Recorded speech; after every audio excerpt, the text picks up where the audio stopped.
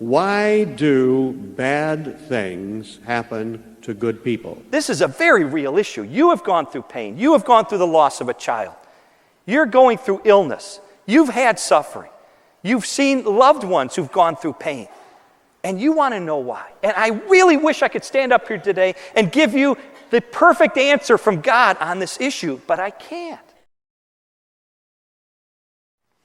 This answers a question that you hear so often where people will say, well, why didn't God merely create a world where there was no evil and suffering in the first place?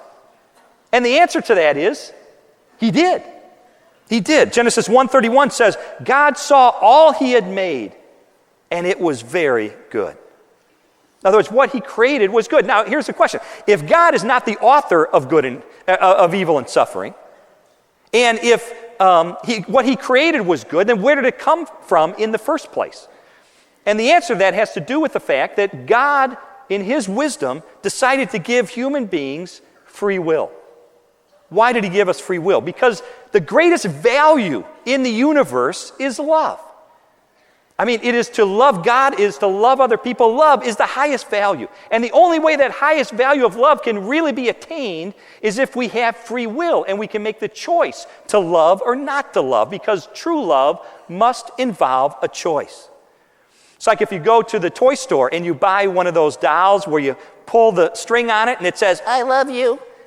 Does that doll really love you? No, of course not. It's programmed to say that. It has no choice. It must say that. And so it's not love.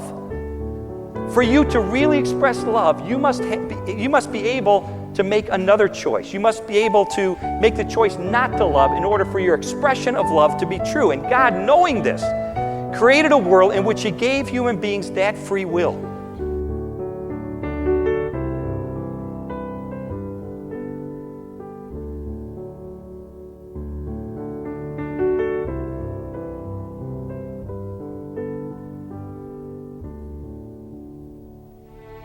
The problem is we've abused that free will, and we've rejected God, and we've walked away from Him. And the result has been the introduction of two kinds of evil into the world.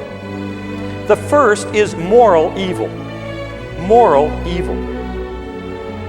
Moral evil is the immorality and the pain and the suffering that results when we make the choice to be selfish and arrogant and uncaring and hateful and abusive. And Romans 3:23 makes it clear all of us have sinned. All of us have fallen short of the glory of God. And therefore we've all done things out of our free will that have resulted in hurt to ourselves and to other people. In fact, some people have estimated that 95% of the suffering in this world is the result of sin of ourselves or other people. For example, people look at the famines that take place in Africa and they say, where's God in all this? I mean, people are dying of starvation. How does He allow this famine to take place? Well, the truth of the matter is, we produce enough food on this planet to give every man, woman, and child 3,000 calories a day. It's like that old cartoon said, we've seen the enemy and he is us.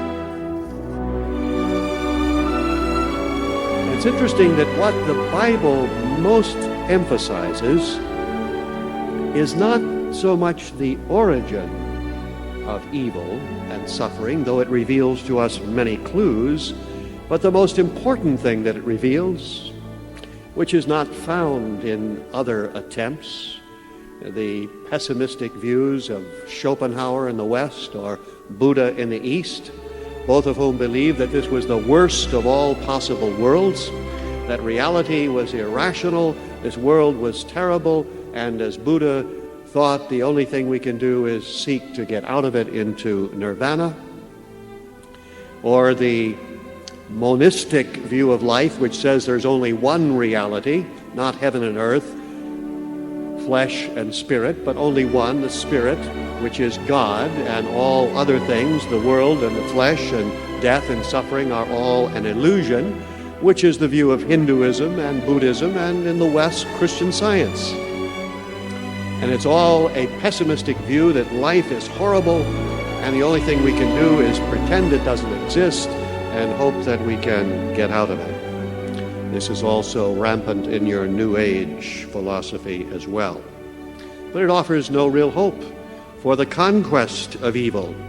But Christ does, and we're told, as he emphasized less the origin of evil than he did the destiny of evil. Dorothy Sayers, who is a very insightful writer, put it very well when she said this: "For whatever reason God chose to make man as he is, limited and suffering and subject to sorrows and death, he had the honesty and the courage to take his own medicine. Whatever game he is playing with his creation, he has kept his own rules and played fair. He can exact nothing from man that he has not exacted from himself. He has himself gone through the whole of human experience, from the trivial irritations of family life and the cramping restrictions of hard work and lack of money, to the worst horrors of pain and humiliation, defeat and despair and death.